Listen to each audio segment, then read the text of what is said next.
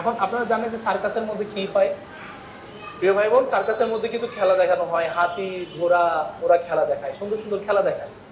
এখন একদিন কি হলো, এই সার্কাসটার মধ্যে আগুন লেগে গেল, আগুন, ঠিক আছে, আগুন লেগে গেল। এখন আগুন লেগে এই পুরোটা সার্কাস জ্বলতে জ্বলতে জ্বলতে জ্বলতে একদম প্রায় নাই হয়ে যাচ্ছে, একদম পুরো আগুন লেলিহান শিখা পুরো সার্কাসের মধ্যে লেগে গেছে। এখন সার্কাসে যত মানুষ ছিল, যত ঘোড়া টোড়া যা ছিল, সবাই কিন্তু আগুন দেখে পালিয়েছে, অত সার্কাস দেখে সার্কাসটাকে ছেড়ে পালিয়েছে। কিন্তু একটা বড় হাতি ওই সার্কাসটার মধ্যে বাধা ছিল ছোট্ট একটা শিকল দিয়ে। কারণ আমরা জানি যে সার্কাসের মধ্যে হাতিগুলাকে ছোট ছোট শিকল দ্বারা বেঁধে রাখা হয়।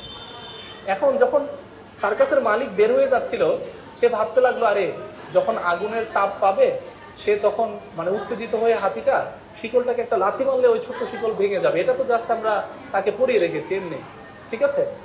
কিন্তু হাতিটা এই শিকল ছেড়ে বেরোতে পারলো না। পরবর্তীতে সে কি করলো জানেন? এই আগুনে জ্বলে পুড়ে মারা গেল।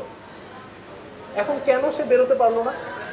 কারণ তার মধ্যে একটা বিশ্বাস সে ডেভেলপ করেছে যে আমার আমার যে মনিব আছে, আমার যে মালিক আছে, সে যদি আমাকে শিকল থেকে না বের করে, আমি নিজে কখনো প্রচেষ্টায় শিকল থেকে বেরোতে পারবো না। অথচ হাতির মধ্যে যে শক্তি আছে, সেটা সে কখনোই উপলব্ধি করতে পারে না যে সে যদি একটা জোরে লাঠি দেয়, তাহলে কিন্তু সে শিকল ছেড়ে কিন্তু বেরিয়ে যেতে পারে। তাহলে সত্যিকার অর্থে আমাদের মধ্যে কিন্তু অনেক ধরনের গুণ আছে যেগুলোকে আমরা কোনো সময় ট্রাই করি না। আরে সংবিধান, এটা তো এমনিই প্যাচ, এটা পড়বো না আজকে, এটা আমি পড়তে পারবো না।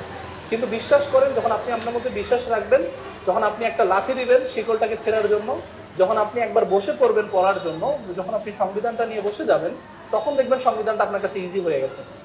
আর আরেকটা জিনিস মাথায় রাখবেন, এই যে হাতিটা যদি একটা লাথি দিত, সে কিন্তু তার জীবন বাঁচাতে পারতো। আর আপনি যদি একটু কষ্ট করে, একটু নিজেকে মোটিভেট করে, একটু প্যারা হলেও পড়ার মধ্যে বসে থাকতে পারেন, তাহলে বুঝতে পারবেন সংবিধান বলেন বা যে কোনো টপিক বলেন, সেগুলো আপনাদের হাতের মধ্যে চলে আসবে। তাহলে এই ছোট্ট একটা স্টোরি থেকে আপনাদের এটা জানা উচিত বা এটা অনুধাবন করা উচিত, আপনার মধ্যে যে ইনার স্ট্রেংথ আছে, সেটা অন্য কারোর মধ্যে নাই। আপনার 10 জন বন্ধু বা ফ্রেন্ড থাকলে বা প্রতিযোগী থাকলে, তারা কিন্তু ধরেন সংবিধানটাকে স্কিপ করে যাচ্ছে, ওরা এত পড়া পড়তে পারবো না, এখান থেকে 1 নাম্বার আসলে স্কিপ।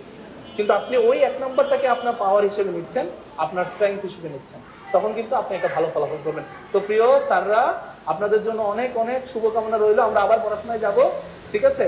কোনো সময় শিকলের মধ্যে আবদ্ধ থাকবেন না। নিজের যোগ্যতাটা যাচাই করতে হলে অবশ্যই সব দেরি ভেঙে নিজেকে যাচাই করতে হবে। আর সেটার জন্য দরকার একটা বড় আত্মবিশ্বাস এবং মনোবল। যখন আপনার মনোবলটা, আপনার জোশটাকে হাই রাখতে পারবেন, তখন দেখবেন এমনি ইনশাল্লাহ একটা ভালো কিছু হয়ে গেছে। তাহলে সকলের জন্য অনেক শুভকামনা। আমরা পড়াশোনা